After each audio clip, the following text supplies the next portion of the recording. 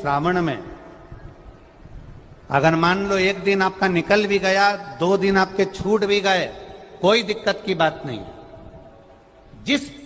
जो पेड़ तुम्हारे यहां लगाओ, जो पौधा तुम्हारे यहां लगाओ, जो वृक्ष तुम्हारे यहां लगाओ, जो क्यारा तुम्हारे यहां, कुंडी तुम्हारे यहां, उसी की मिट्टी को, उसी के पेड़ के नीचे, उसी पौधे के नीचे, उस मिट्टी को थोड़ा सा हाथ से उसको उठाकर एक लिंग की आकृति बना ले। उसमें जलाधारी बनाने की जरूरत नहीं, केवल लिंग की आकृति बनाकर उसी की पूजन वहीं कर पानी चढ़ाकर 15 से 20 मिनट बाद अपना काम करने के बाद उसी को उसी मिट्टी में विसर्जन कर दें अपनी कामना कर देव अधिदेव महादेव 2 महीने के बाद क्या देगा ये वही जान सकता है।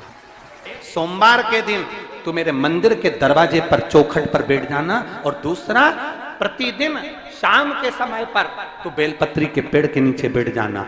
जो तेरी बेल वृक्ष के नीचे सेवा करने आए, जो शंकर जी के मंदिर में सोमवार को जल चढ़ाने आए, उसका जो पात्र जल चढ़ाकर जब वो घर लेकर जाए, उसके पीछे पीछे, पात्र के पीछे पीछे तू जाना और उसके घर में लक्ष्मी का भंडार भरकर आए।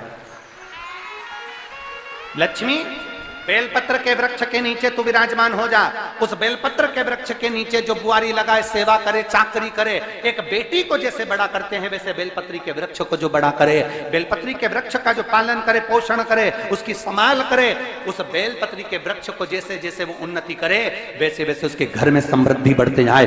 जिसका खुद का मकान नहीं हो, खुद का मकान नहीं हो, किराए के मकान में रहते रहते जिंदगी बीत रही हो, खुद का नहीं,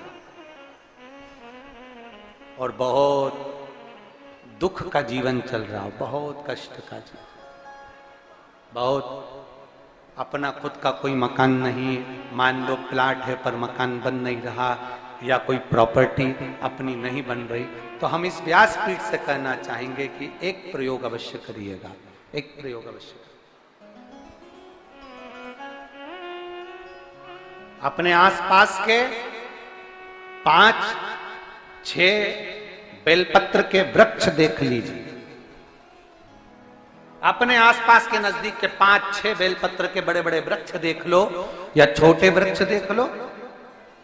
उन 5-6 वृक्ष को धीरे धीरे उनकी सेवा करना प्रारंभ करो, उन वृक्षों को बड़ा करना प्रारंभ करो, उन वृक्ष के नीचे सफाई करना प्रारंभ करो, उन वृक्ष को जल देना प्रारंभ करो, उन वृक्ष को आप खाद देना प्रारंभ करो, उन वृक्ष की सेवा संभाल करना प्रारंभ कर दो, उस वृक्ष के नीचे बुआरी काटना प्रारंभ कर दो, झाड़ू लगाना प्रारंभ कर दो, उस वृक्ष के नीचे सफाई करना प्रारंभ कर दो। उस बेलपत्री के 5-6-7 वृक्ष को आप गोद ले लो। गोद लेना मतलब मैं इसकी सेवा करूंगा, मैं इसमें जल दूंगा, मैं इसके खाद दूंगा, मैं इसकी सेवा करूंगा, कुछ मत करो, बस केवल इस शरीर से उस बेलपत्र के वृक्ष की सेवा करना रोज प्रारंभ कर दो।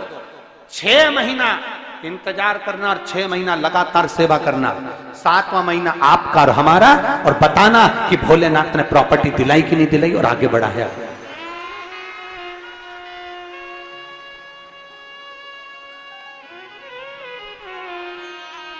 एक बेलपत्र का वृक्ष जिसके नीचे माता लक्ष्मी विराजमान होती है, एक बेलपत्र के वृक्ष के नीचे लक्ष्मी रहती है।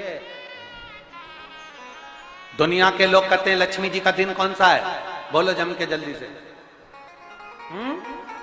शुक्रवार। दुनिया के लोग कहते हैं लक्ष्मी जी का दिन शुक्रवार है, पर माता लक्ष्मी से पूछा जाए कि तुम्हारी माता ख्याति देवी नारायण भगवान के साथ तुम्हारी शादी नहीं कर रही थी, शंकर को लक्ष्मी दे रही थी, तब तुमने भगवान शंकर से विनती करी, भोले बाबा मैं नारायण से प्रेम करती हूं, भगवान नारायण से मेरा विवाह हो। तो माता ख्याति देवी से शंकर भगवान ने विनय कर कहा कि लक्ष्मी जी का विवाह नारायण के साथ कर दिया जाए।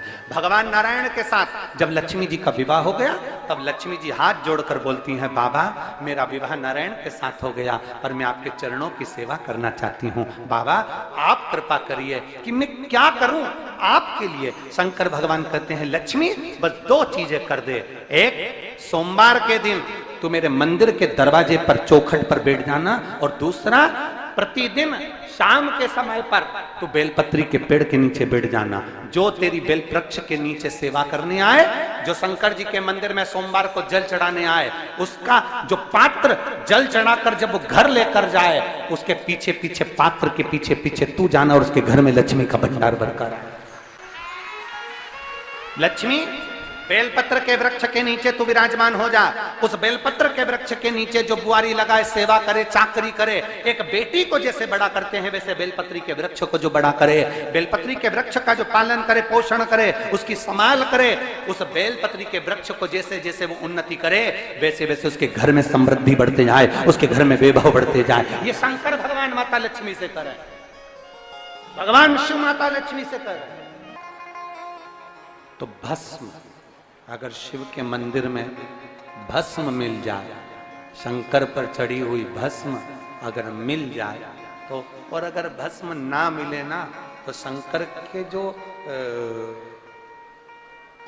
शंकर भगवान का जो शिवलिंग है, शिवलिंग के आसपास में जो जलाधारी है, यहां अगर भस्म ना मिले तो इस जलाधारी पर अपना हाथ स्पर्श कर कर अपने तन पर उसको लगाकर जरूर आओ।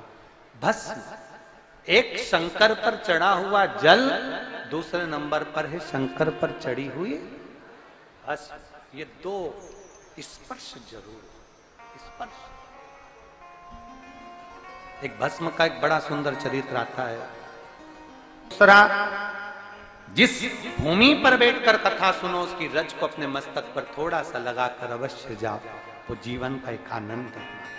और शंकर के मंदिर में जाओ तो दो चीजें अवश्य लेकर आओ। पहला, शंकर जी पे चढ़ा हुआ, जम के बोलो, जल अवश्य लेकर आओ। क्योंकि जब तुम जल लेकर आते हो, पात्र लेकर आते हो, तो मेरा महादेव लक्ष्मी जी को तुम्हारे पीछे पीछे तुम्हारे घर तक भेजते हैं। चढ़ी हुई बेलपत्र मत खाओ, लोग कहेंगे शंकर पर चढ़ा हुआ ये मत खाओ। हम इस व्यासपीठ से निवेदन करना चाहेंगे कि आप अगर दिल रखकर अपने बाबा से कहोगे ना, तो बाबा पर चढ़ा हुआ जो जल है ना, वो जल साधारण नहीं रहता। मेरा भोलेनाथ जब दुनिया को अमृत देता है तो तुमको भी अमृत दे देता है। दो चीजें कभी मत छोड़ो। अगर मंदिर में गए हो तो दो चीजें कभी मत छोड़ो। कथा में गए हो तो दो चीजें कभी मत छोड़ो। एक, कथा श्रवण करना, दूसरा जहां कथा बैठकर सुनते हैं वहां की रज को अपने मस्तक पर लगाना। कथा सुनने के बाद आप यहां से जाओ, भले दरी बिछी है, आसन बिछा है, कारपेट बिछा है, उस पर अपना हाथ फेर कर उस रज को अपने मस्तक पर जरूर लगाओ। क्योंकि शिव पुराण में, भागवत पुराण में, स्कंद पुराण में, कुर्म पुराण में, नर्मदा पुराण में, लिंग पुराण में, नारद पुराण में, ब्रह्म वैवर्त पुराण में, जितनी भी पुराणे हैं, सब पुराणों में लिखा है कि जिस स्थान पर बैठकर हम भगवान की कथा को सुनते हैं, उनको याद करते हैं, जितनी देर हम उनको याद करते हैं उतनी देर वो परमात्मा उस स्थान पर बैठा हुआ रहता है। हाथ रखकर बोलना, शंकर भगवान से तुम्हारा रिश्ता कौन सा? शिव जी से आपका कौन सा रिश्ता?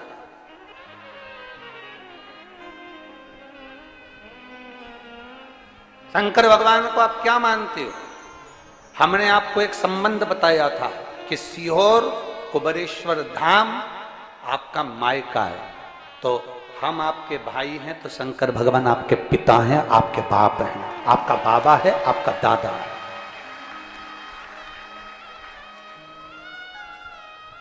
अब आपसे हम प्रश्न करें, उत्तर मेरी कुरुत की बहनें भी देंगी और मेरे जीजा उन भी देंगे और मेरी बेटियां और मेरे बेटे देंगे। आपसे प्रश्न करें, अगर बेटी को दुख होगा तो क्या वो अपने बाप से नहीं कहेगी? बोलो तो जम के। बेटी को तकलीफ है वो अपने बाप से ना कहेगी। बेटे को तकलीफ है तो वो अपने पिता से, अपनी मां से नहीं कहेगा, मम्मी मुझे ये तकलीफ है, पापा मुझे ये दुख है, मां मुझे ये तकलीफ है, पिताजी मुझे ये कष्ट है। क्या वो अपने माँ बाप से नहीं कहेंगे? क्या वो अपने माँ बाप से विनय नहीं करेंगे? और माँ पिता, फिर उसके करीब में, उसके नजदीक में जो भी होता है वो माँ बाप निकाल कर उसको दे देते हैं, माता पिता उसको दे देते हैं। माता लोग कहते हैं कि शंकर जी पे चढ़ा हुआ जल मत पियो, लोग कह देते हैं शंकर जी पे चढ़ी हुई बेलपत्र मत खाओ।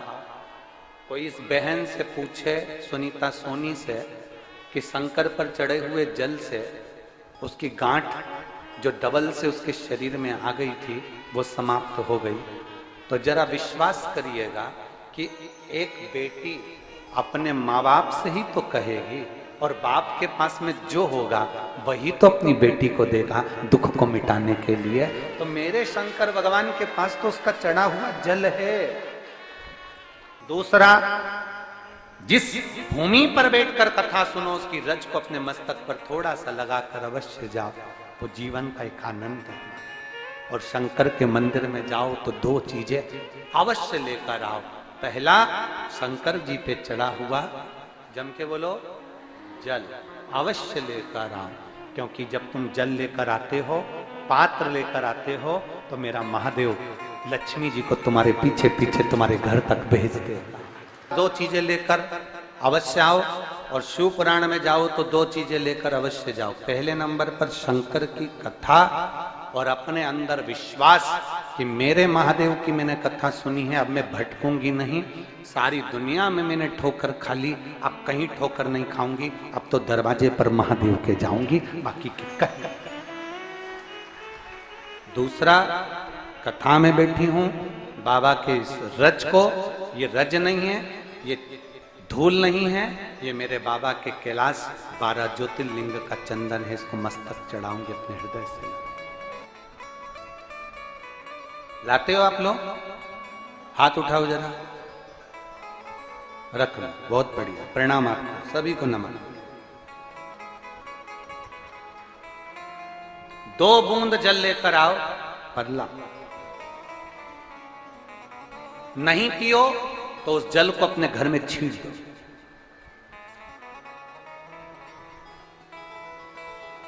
नहीं पी सकते, उस जल को छींट दो। सारे घर के लोग नहीं पी रहे, उस जल को मटके में डाल दो, हंडे में डाल दो। 2 बूंद जल हंडे में डाला, सब पी गई। आपको अलग अलग किसी को देने की जरूरत नहीं पड़ी,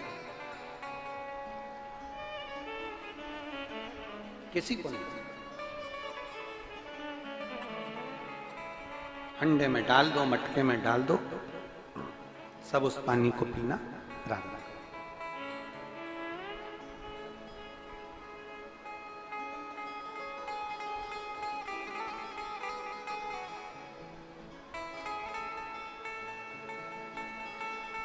उस जल के महत्व को जो बच्चों का दर्द नहीं देख सकते, जब माता पिता अपने बच्चों का दर्द नहीं देख सकते तो देव अधिदेव महादेव तुम्हारा दर्द कैसे देखेंगे? वो भी तो काटेंगे तुमको, वो भी तो कष्ट मिटाएंगे। 2 चीजें कथा में जाकर ले। एक, जहां जगह मिल जाए वहां बैठकर कथा सुनो। धूप लगे, पंडालों की इतनी व्यवस्था नहीं हो पाती है, पंडाल लगाने वाले, टेंट लगाने वाले टेंट लगा लगा के थक जाते हैं, तो अपने साथ एक छाता लेकर चलो। 2 पानी की जम के बोलो जरा, बोतल, बिछाने की दरी अपने साथ लेकर चलो। लोगों ने उमा महेश की कथा अपने जीवन में धारण करी कि नहीं करी वो हमको नहीं स्मरण है, पर एक बात का स्मरण करिएगा, ये जो कथा चल रही है ये गौरी शंकर चल रही है। इसके बाद में जो अमलेश्वर में कथा है वो कौन सी है? समर्पण शिव महापुराण कथा।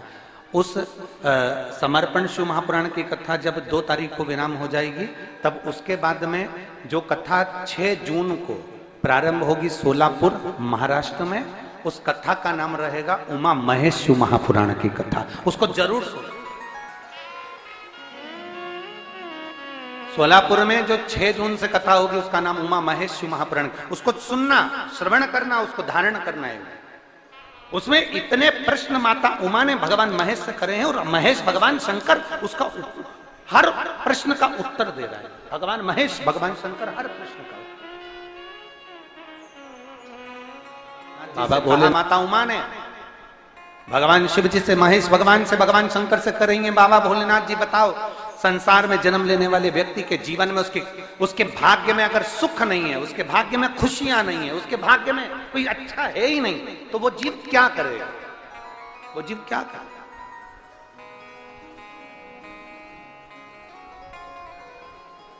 भगवान शंकर कह रहे हैं पार्वती, संसार में जन्म लेने वाला मनुष्य अगर उसके भाग्य में सुख नहीं, उसके भाग्य में अगर खुशियां नहीं है, उसके भाग्य में अगर सुख नहीं है, उसके भाग्य में अगर अच्छा नहीं है, पत्रिका दिखा ली सुख नहीं है, कार्य कर कर देख लिया सुख नहीं है, तकलीफ उसकी जिंदगी में चल ही चल रही है, तो भगवान शंकर कहते हैं, भगवान महेश कहते हैं, उमा उस मनुष्य को दूसरे का अच्छा करना प्रारंभ कर देना चाहिए, तो उसकी अच्छाई अपने आप सामने आना